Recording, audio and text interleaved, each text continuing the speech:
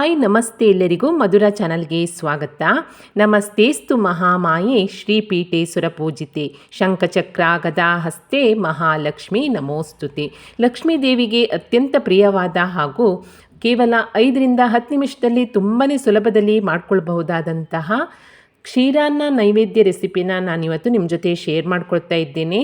ತುಂಬಾ ಸುಲಭದಲ್ಲಿ ಇದನ್ನು ಮಾಡ್ಕೊಳ್ಬಹುದು. ಬನ್ನಿ ನೋಡೋಣ ಹೇಗೆ ಮಾಡೋದಂತ.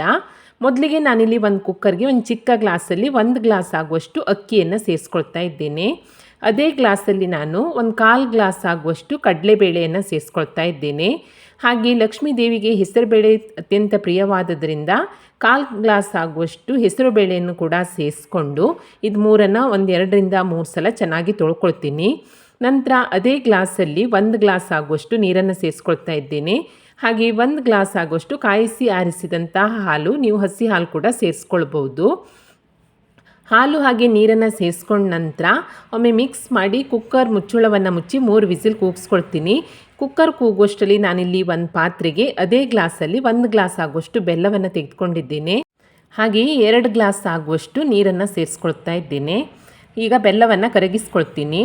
ಬೆಲ್ಲವನ್ನು ಕರಗಿಸ್ಕೊಳ್ಳೋಷ್ಟರಲ್ಲಿ ಕುಕ್ಕರ್ ಕೂಡ ವಿಸಿಲೆಲ್ಲ ಹೋಗಿಬಿಟ್ಟು ಪೂರ್ತಿಯಾಗಿ ತಣ್ಣಗಾಗಿದೆ ನೋಡಿ. ಅಕ್ಕಿ, ಕಡಲೆಬೇಳೆ ಹಾಗೆ ಹೆಸರುಬೇಳೆ ಚೆನ್ನಾಗಿ ಬೆಂದಿದೆ. ಇವಾಗ ಒಂದು ಮ್ಯಾಶರ್ನಿಂದ ಇದನ್ನು ಸ್ವಲ್ಪ ಮ್ಯಾಶ್ ಮಾಡ್ಕೊಳ್ಬೇಕು. ಈ ರೀತಿಯಾಗಿ ಮ್ಯಾಶ್ ಮಾಡ್ಕೊಂಡ ನಂತರ ಇದಕ್ಕೆ ಕರಗಿಸಿ ಇಟ್ಕೊಂಡಿರುವಂತಹ ಬೆಲ್ಲದ ನೀರನ್ನು ಸೋಸ್ಕೊಂಡ್ಬಿಟ್ಟು ಸೇರಿಸ್ಕೊಳ್ತಾ ಇದ್ದೇನೆ. ನೀವು ಪಟಾಪಟ್ ಅಂತ ಒಂದು 5ರಿಂದ 10 ನಿಮಿಷದಲ್ಲಿ ನೈವೇದ್ಯಕ್ಕೆ ಈ ರೆಸಿಪಿಯನ್ನು ಮಾಡ್ಕೊಳ್ಬೋದು. ತುಂಬಾ ಸುಲಭ ನೋಡಿ. ಬೆಲ್ಲದ ನೀರನ್ನು ಸೇರಿಸ್ಕೊಂಡ ನಂತರ 1 ಗ್ಲಾಸ್ ಆಗುವಷ್ಟು ಕಾಯಿಸಿ ಆರಿಸಿದಂತಹ ಹಾಲನ್ನು ಕೂಡ ಸೇರಿಸ್ಕೊಳ್ತಾ ಇದ್ದೇನೆ. ಹಾಗೆ ಅರ್ಧ ಸ್ಪೂನ್ ಆಗುವಷ್ಟು ಏಲಕ್ಕಿ ಪೌಡ್ರನ್ನು ಸೇರಿಸ್ಕೊಂಡು ಎಲ್ಲವನ್ನು ಒಮ್ಮೆ ಚೆನ್ನಾಗಿ ಮಿಕ್ಸ್ ಮಾಡ್ಕೊಳ್ತೀನಿ. ತಿನ್ನಲಿಕ್ಕೂ ಕೂಡ ತುಂಬಾ ರುಚಿಯಾಗಿರುತ್ತೆ ಈ ಕ್ಷೀರನ್ನ.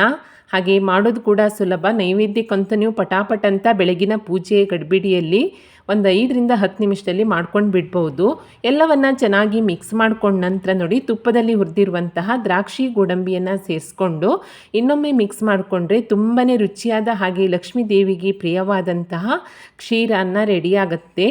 ನೈವೇದ್ಯಕ್ಕಂತೂ ತುಂಬಾ ಸಖತ್ತಾಗಿರುತ್ತೆ. ತುಂಬಾ ಸುಲಭದಲ್ಲಿ ಮಾಡ್ಕೊಳ್ಬೋದು. ವರಮಹಾಲಕ್ಷ್ಮಿ ಪೂಜೆ ದಿನ ಬೆಳಗಿನ ಗಡಿಬಿಡಿಯಲ್ಲಿ ನೀವು ಇದನ್ನು ಪಟಾಪಟ್ ಅಂತ ಮಾಡ್ಕೊಳ್ಬೋದು. ತುಂಬಾ ಸುಲಭವಾದಂತಹ ಈ ಕ್ಷೀರಾನ್ನ ರೆಸಿಪಿಯನ್ನು ನೀವು ಕೂಡ ಟ್ರೈ ಮಾಡಿ ನೋಡಿ. ರೆಸಿಪಿ ನಿಮಗೆ ಇಷ್ಟ ಆದಲ್ಲಿ ಲೈಕ್ ಮಾಡಿ ಹಾಗೆ ಶೇರ್ ಮಾಡಿ. ಹೇಗಾಗಿದೆ ಅಂತ ಕಮೆಂಟ್ ಮಾಡಿ ತಿಳಿಸಿ. ಹೊಸದಾಗಿ ನಮ್ಮ ಚಾನಲ್ ನೋಡ್ತಾ ಇದ್ದರೆ ಸಬ್ಸ್ಕ್ರೈಬ್ ಮಾಡಿಕೊಳ್ಳಿ. ಸಿಗೋಣ ಮುಂದಿನ ರೆಸಿಪಿಯಲ್ಲಿ. Thank you for watching.